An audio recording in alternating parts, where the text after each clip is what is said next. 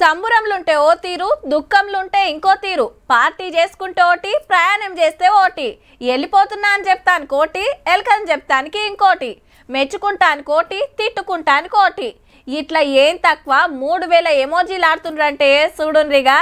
చెప్పాలనుకున్నదంతా చిన్న ఎమోజీ బొమ్మతోని అల్కగా చెప్పొచ్చు అన్నట్టు.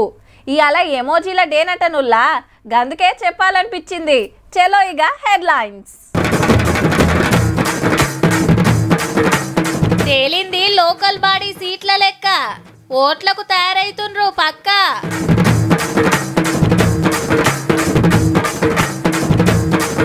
టీబీజీ కేసు నుంచి కవితక్క అవుట్, ఆ అన్నతోటి ముదిరింది ఫైట్.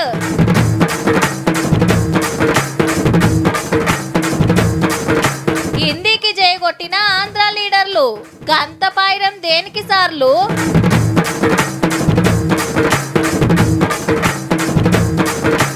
తాగి దొరికినోళ్లకు ఎరైటీ శిక్ష, ఇక చెక్కింగులు పగటిలి సుత.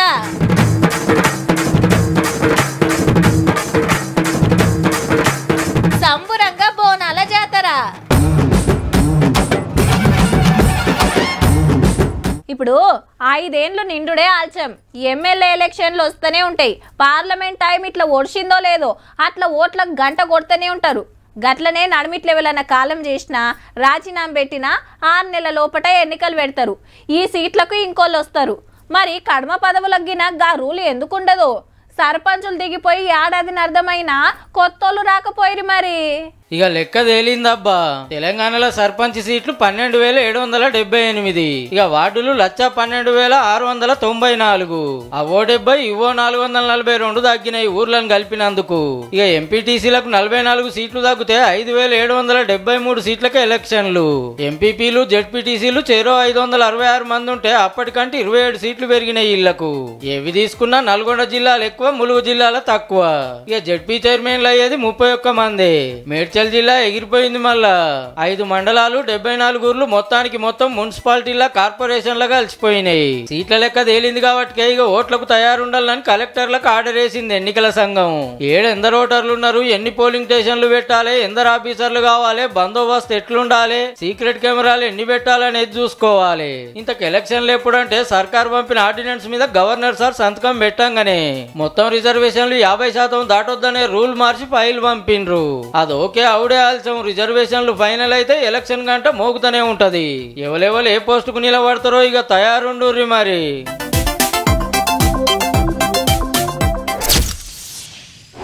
పార్టీకి వచ్చుడు లేదు, ఇంటికి పోవుడు లేదు, నలుగురితో కలిసుడు లేదు, కార్ లైన్ల నడుచుడు లేదు. వాళ్ళు కాదంటే ఈమె అవును, ఈమె అవును అంటే వాళ్ళు కాదు అన్నట్టుందబ్బా గులాబీ పార్టీల రాజకీయం. అదే మొన్నటిదాకా ఎట్లుండే, బాపు అన్న అక్క ముగ్గురు ఎట్లా చెప్తే గట్ల. కవితకు వస్తుందంటే చాలు ఎంత తోపు లీడర్ అయినా ఎదుర్కొంటానికి పోవాల్సిందే, మర్యాదలు చేయాల్సిందే. ఏడ గింత ఫరాక్ వచ్చినా లెక్క మారుతుంది మళ్ళా. అదంతా అప్పుడు, ఇప్పుడు ఇగో గిట్లా. తలంతా బలగా ఉన్న ఒంటరైన కవితక్కకు ఇంకో షాక్ ఇచ్చిండు రావన్న. తెలంగాణ బొగ్గుగని కార్మిక సంఘం గౌరవ సలహాదారు పదవిలకు వెళ్లి తీసేసిండు. బీఆర్ఎస్ కోసం సింగరేణిలో పనిచేసే సంఘాన్ని ఇక కొప్పుల గారు ఉరికిస్తారట. 8 ఏళ్ల కాంచి కవితమ్మే నడిపిస్తుండే.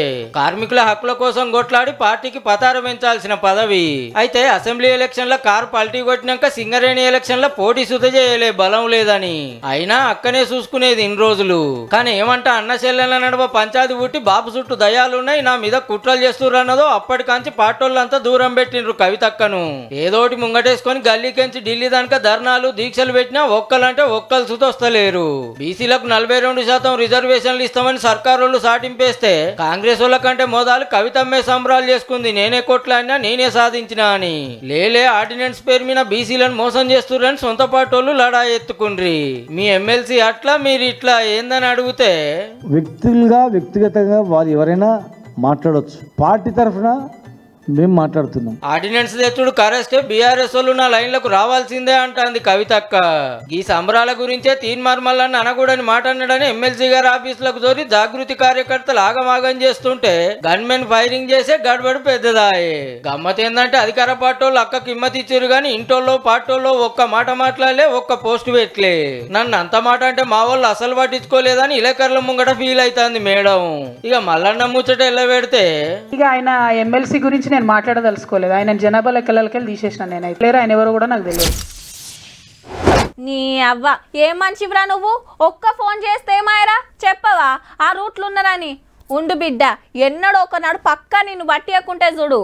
అరే నేను ఫస్టే చెప్తున్నారా, పోతప్పుడు నేను నడుపుతా, వస్తప్పుడు నువ్వు నడపాలి చూడు. నడిమిట్లేమన్నా అయితే నాకైతే తెలియదురా. ఏ ఉత్త ఆదుర్వట్లో ఉన్నవేమ్రా? ఎన్ని మాటల పోలే మనం? ఎన్నడన్నా దొరికినామా? ఏం గత్తి? అబ్బా నిన్న మొన్న లేకుండేరా, ఇయ్యాలనే పెట్టిండ్రు మామ నీయంరా అని దోస్తుల నడుమ ముచ్చట్లు గిట్లుంటాయి ఉల్లా. ఎందుకో గీ వార్త చూస్తే మీకే సమజైతుంది. తాగి బండి నడపకూర్రి, పానం మీదికి తెచ్చుకోకూర్రి. ఇంత చెప్పినా వినకుంటే మా లెక్క వచ్చి నిలబడతారు. మీ ఇష్టం అని అట్టల మీద రాసినవి చూపిస్తుర్రు. అవు మనోళ్ళంతా రెండో పారి డ్రంక్ అండ్ డ్రైవ్ లో దొరికినోళ్లే. కోర్టుకు తీసుకపోతే తాయి కిక్కు కొడతచ్చే తిప్పలేందో వీళ్ళతోనే పబ్లిక్ కు చెప్పిర్రని జడ్జి గారు ఆర్డర్ వేస్తే హైదరాబాద్ అమీర్పేట్ సిగ్నల్ కాడ ఈ డ్యూటీ చేపిచ్చిర్రు అన్నట్టు. ఒక 1 డే కంప్లీట్ గా ఒక జంక్షన్ లో సొసైటీ అందరూ చూస్తుండగా వాళ్ళు ప్రదర్శిస్తున్నారంటే 100% వాళ్ళ మార్పు వస్తుంది. Next time drunk and drive చేయరు. ఇన్నొద్దులు రాత్రి పూటే ఊదిచ్చేది ఇప్పుడు పొద్దాక సుత నడుస్తుందుల్లో. ఏ తొవ్వ నిడుస్తలేరు, ఎవ్వల నిడుస్తలేరు. పక్కకు విల్సుడు, పైప్ పెట్టుడు. పిల్లలతో వెళ్ళే స్కూల్ బస్సెస్ కూడా బస్ డ్రైవర్స్ తాయి. ఒక బస్సులో అయితే 400 రీడింగ్ వచ్చింది. నెల రోజుల్లోనే 35 మంది స్కూల్ బస్ డ్రైవర్లు దొరికిర్రంటే చూడుర్రిగా. ఏ రాత్రి పూటే టెస్ట్ చేస్తారు, పలానా కాన్నే ఉంటారని పట్నం పబ్లిక్ అని తెరకై పొద్దాకగిన తాగి రోడ్ల మీదకి వస్తుర్రట. సీకట్లు ఇంకోతో వెంట పోతుర్రట. ఇంత పనికున్నారని పగటిపూట పట్టుకునే కార్యం నడుస్తుందన్నట్టు. ఈ సంవత్సరం దాదాపు 30,000 కేసెస్ ఈ డ్రంక్ అండ్ డ్రైవ్ లో పెట్టడం జరిగింది. 1300 మెంబర్స్ జైలు కూడా వెళ్ళడం జరిగింది. అంతేకాదు ఏం తక్కువ 3000 బండ్ల రిజిస్ట్రేషన్లు క్యాన్సిల్ చేపించే పని పెట్టుకుర్రట. Already 900 cancel చేసిర్రట. ఓటక్కురాని 4,500 మంది పోరల మీద సుధా కేసులు కట్టి 25 ఏళ్ల దాకా డ్రైవింగ్ లైసెన్స్ రాకుండా చేస్తుండ్రట. సుక్కేసి చక్కర్లు కొడితే ఏమైతుందో అంతా చెప్పినాం. ఇక మీ ఇష్టం మరి.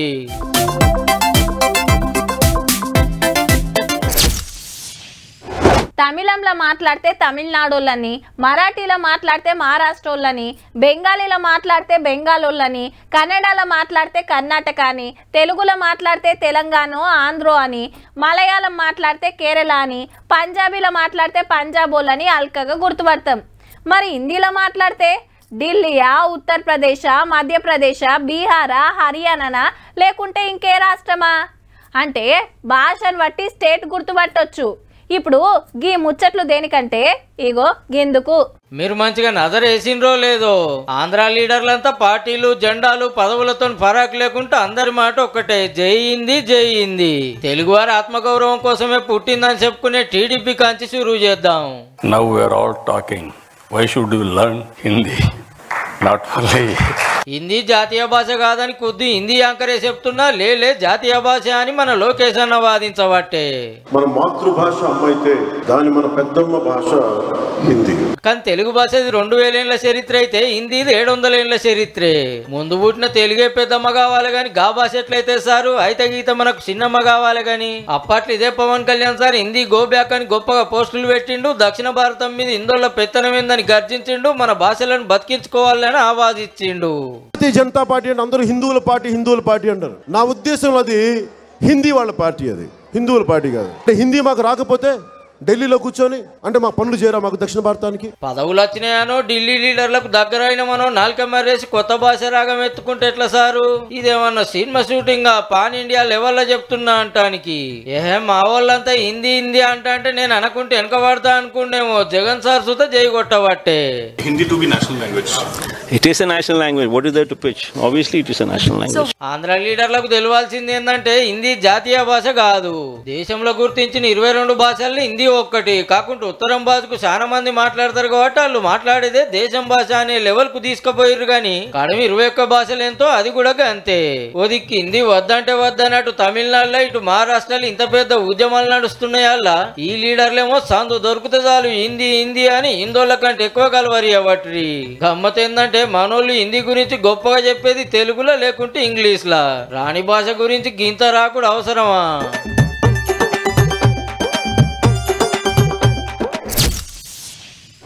ఇవాళ వస్తుందా రేపు వస్తుందా అని ఎదురు చూసుడే అవుతుందబ్బా దినం.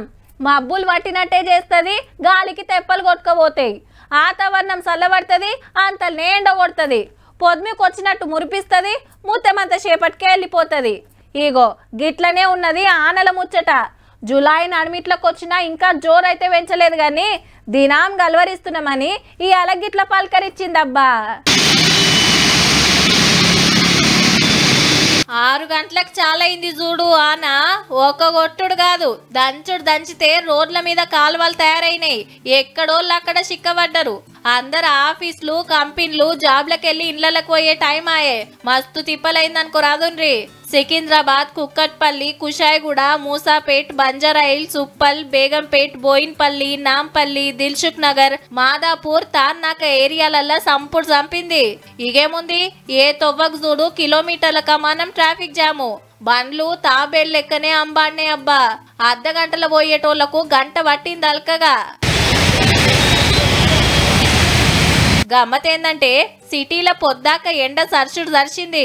ఇక చీకటి పడే ముందు చినుకులు అందుకున్నాయి. పట్నంలో ఎంత పడితే ఏం ఫాయిదా, పబ్లిక్ కు తిప్పలు తప్పితే. అదే పల్లెలలో పడితే బాగుండు. రోజుల కమానంకెళ్ళి ఎదురు చూస్తుండ్రు. 2-3 పెద్ద ఆనలు జెప్ప ఊర్ల పొంట పడితే బాగుండే. వ్యవసాయం రువ్వడి మీదకొచ్చు.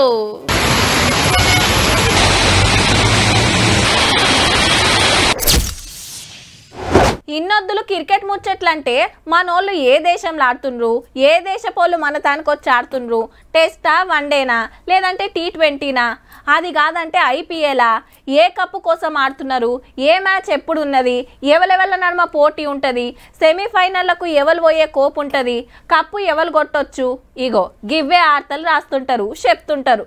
కానీ మన తాన ఆట కంటే ఎక్కువ లొల్లే నడసబట్టే. ఆఖరికి BCCIకే సర్కార్ ఉత్తరం రాయాలనుకుంటుందంటే ఏ లెవెల్ ఆటుందో చూడుండ్రిగా. హైదరాబాద్ క్రికెట్ సంఘం భాగవతాలు బయటికి గుంజే కార్యం నడుస్తుంది. అరెస్ట్ అయిన 6గురిని చెర్లపల్లి జైలుకెళ్లి CID ఆఫీస్ కు తీసుకొచ్చిర్రు. నిన్న అరెస్ట్ చేస్తారట. పైలవనొగలకు మతలబు పంపిన ఉప్పల్ CI ఎలక్షన్ రెడ్డి గారిని సస్పెండ్ చేసింది డిపార్ట్మెంటు. ఆటల టైంలో సార్కు టికెట్లు ఇస్తే గిట్లా థ్యాంక్స్ చెప్పుకొని బుక్ అయినట్టుండు. BCCIకి వెళ్ళి వచ్చిన పైకం ఎంత, మీరు ఖర్చు పెట్టింది ఎంత, అండ్లకెళ్ళి దేనికెంత అనే వివరాలు గుంజుతాండ్రు. కోట్ల రూపాయలు గమ్మేసిర్రట. మరి ఇంకో దిక్కు ఈడీకి ఫిర్యాదు అయింది తెలంగాణ క్రికెట్ సంఘం. HCA భాగవతం వెనకాల రావన్న కవితకున్నారు, ఎంక్వైరీ చేయాలని కంప్లైంట్ చేసిండ్రు. అయితే ఓ పార్ KTR సార్ బామ్మర్ది రాజపాకాల గారి ఈవెంట్స్ నౌ అనే యాప్ లో IPL టికెట్లు అమ్ముకునే ఛాన్స్ ఇచ్చిర్రట. అప్పుడు అవినీతి జరిగిందనేది ఇలా మాట. గవర్నమెంట్ లో ఉన్న కల్వకుంట్ల కవిత KTR ఇన్ఫ్లుయెన్స్ ఉన్నదని అభియోగం ఉన్నది. ఎట్లాగూ ఒక్క సెండుకు 13,000 ఖర్చు అయిందని లెక్కలు రాసి పెట్టిర్రంటే చూడుర్రిగా. లక్షలు తీసుకొని ఆటగాళ్ళని సెలెక్షన్ చేస్తుర్రట. స్టేడియంలో సౌలతులు పెంచుతలేరట. IPL టైంలో ఎక్కువ టికెట్లు పుక్కట్లు కావాలని సన్ రైజర్స్ ఓనర్లను సతాయించినందుకు ఎంక్వైరీ చేపిస్తే ఒక్కొక్క కథ బయటపడుతుంది. ఆఖరికి ఏమైతుందో గానీ హైదరాబాద్ క్రికెట్ సంఘం పైసలాట అయితే మస్తుంది పోర్రి. చంద్రశేఖరరావు గారు ముఖ్యమంత్రి ఉన్న 10 సంవత్సరాల్లో 350 కోట్ల బడ్జెట్ ఇచ్చారు. 10 ఏళ్ళకి కలిపితే రేవంత్ రెడ్డి గారు ముఖ్యమంత్రి అయిన 2 సంవత్సరాల్లో 850 కోట్ల బడ్జెట్ ని కేటాయించారు. హైదరాబాద్ అనగానే బిర్యానీ మతికొస్తుంది. అటెంక Golconda, Charminar, Tank Bund, Birla temple, Falaknuma palace, Salarjung museum, Ramoji film city, Irani chai, Lad Bazaar మట్టి గాజులు, Lumbini park, NTR park, hitech city, ఓ బొచ్చడున్నాయి. టూరిస్టు జాగలు, తినేటి తాగే వాట్ల పేరు పోయిన పట్నానికి ఇంకో గొప్పతనం ఉందుల్లా. దేశంలా చెత్తలేని ఉత్తమ పట్నాలు ఏవని ఎన్కులాడితే మన హైదరాబాద్ కు 6వ ర్యాంక్ వచ్చిందబ్బా. అగో ఢిల్లీలా మనోళ్ళు పోయి అవార్డు తీసుకుంటాన్రు సెంటర్ మంత్రి చేతుల మీదకెళ్ళి. ఎప్పటి చెత్త అప్పుడు ఎత్తిపోసి రోడ్లు తేటగా పెట్టి గల్లీలు నీటు గుంచినోళ్లను తారీఫ్ చేసే కార్యం అన్నట్టు. 10 లక్షలకు మీద జనాభా ఉన్న 44 సిటీలు పోటీ పడితే 7 స్టార్ రేటింగ్ తోటి 6వ జాగా కొట్టినాం మనం. ఫస్ట్ ర్యాంకు మధ్యప్రదేశ్ లుండే ఇండోర్, సెకండ్ గుజరాత్ లుండే సూరత్, 3వది ముంబై, అటెనక విజయవాడ.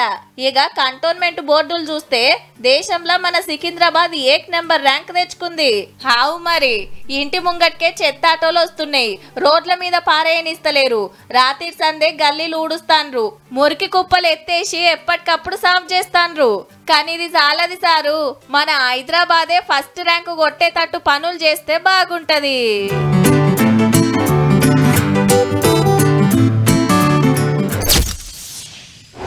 ఏ పండుగ అయినా ఒక్కరోజు 2 రోజులే. గణేష్ నవరాత్రులు, బతుకమ్మ పండుగ అయితే 9 రోజులు. కానీ నెల రోజులు జరిగే జాతర తెలంగాణలో పెద్ద పండుగ అంటే బోనాలే. ఆషాఢ మాసం వచ్చుడుతోటి గోల్కొండ జగదాంబిక అమ్మకు తొలి బోనం ఎక్కించినాం. ఇక ప్రతి ఆయితారం, మంగళారం, బేస్తారం అమ్మవార్లకు బోనాలు పెట్టి మొక్కులప్ప చెప్తారు. మరి అలా ఏడ నడిచినాయి, ఎట్లెట్లయిందో చూసేద్దాం పాండ్రి.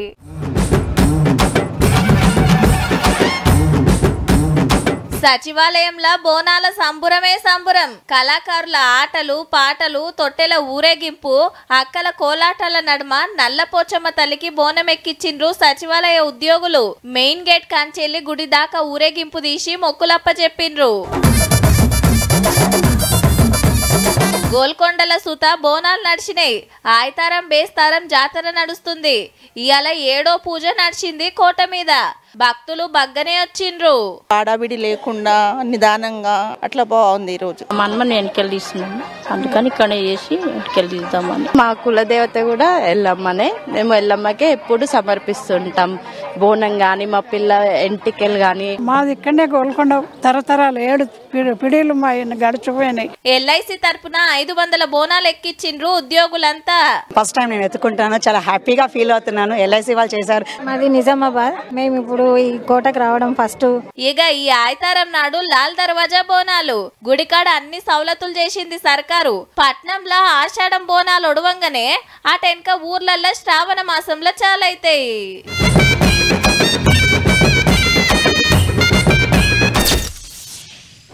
ఈ టైంకు ఎట్లుండాలి? ఊర్లల్లా చేపల జాతర సాగాలి. వాగులు వంగి చెర్లు మత్తడి దుంకుతుంటే ఊరంతా చేపల శికార్లనే ఉందరు. వలలు పట్టుడు, జోపుడు, బస్తాలు నింపుడు. కానీ కాలమేమో వెనక ముందాయే, ఆనలేమో రాకపాయే.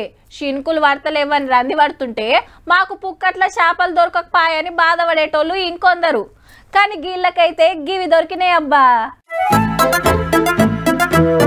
టమాటాలకు తలుగుడు తలిగిండ్రు. గీ అక్క 2 సంచులు, గా పెద్దమ్మో సంచి. గీ అన్న మంచి ఏరుకుంటుంటే అటు పెట్టె నింపుకొని పోతాన్రు.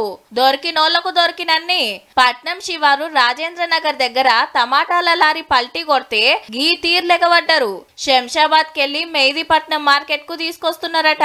ఏడ తక్లీఫ్ అయిందో నడుమిట్లనే బండి పడిపోతే దెబ్బలు దాకిన డ్రైవరు, క్లీనర్ ను దవకనకేసుకపోయిన్రు.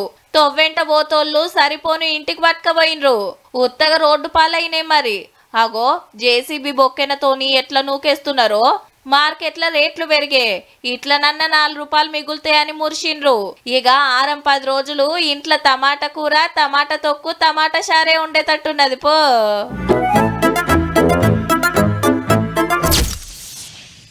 పనుండి పక్క గల్లీలకు పోతేనే తలుపులు దగ్గర వేసి ఇంటి పక్కోళ్ళకి చెప్పి పోతాం. జరంత దూరం అయితే పక్కా ఇంటికి తాళం వేస్తాం. ఇక ఊరికి పోయేదుంటే ముఖ్యమైన వస్తువులు ఏమున్నా ఇంట్లో పెడతాం. బీరువాకు తాళం వేసినామా లేదా, కిటికీలు పెట్టినామా లేదా అని చెకింగ్ చేసుకుంటాం. అంతేగాని బార్లా తీసి పెట్టాం కదా. గట్ల పెట్టినందుకే గీడ ఓ పని మంతుడు దిగిండు. భుజానికి బ్యాగ్ వేసుకొని చక్కగా లోపలికి పోయిండు. ఎవ్వరు లేరు కదా, ఇండ్లే ఉన్నాయి అండ్లే ఉన్నాయి అని పుణుకులాడిండు. ఏదో తాళం చేయి దొరికితే వచ్చి బండికి పెట్టిండు కానీ లాక్ ఓపెన్ కాలే. ఈ బండిది కానట్టుంది. మళ్ళా లోపలికి పోయి రూమ్ లో బ్యాగ్ కనబడితే తీసుకొని పారారు. దొంగన్న పట్టుకపోతున్నది ఫోటోలు తీసే కెమెరా, స్టాండు, లెన్సులు మొత్తం కిట్ అందులోనే ఉన్నదట. 5 లక్షలు ఇల్వనట. సూర్యాపేట జిల్లా తిరుమలగిరిలో పగటిలేవో ఫోటో స్టూడియోలోకి పోయి గిట్ల పంతనం చూపించిండు అన్న. సీక్రెట్ కెమెరాలో చూసి పోలీసులకు చెప్తే దొరకబట్టే పనులు ఉన్నారు. ఓనర్ ఎడికి పోయిండో ఓ తాళమని వేసుకోడా. ఇంత లాపర్వ చేస్తే ఎట్లా అన్నా?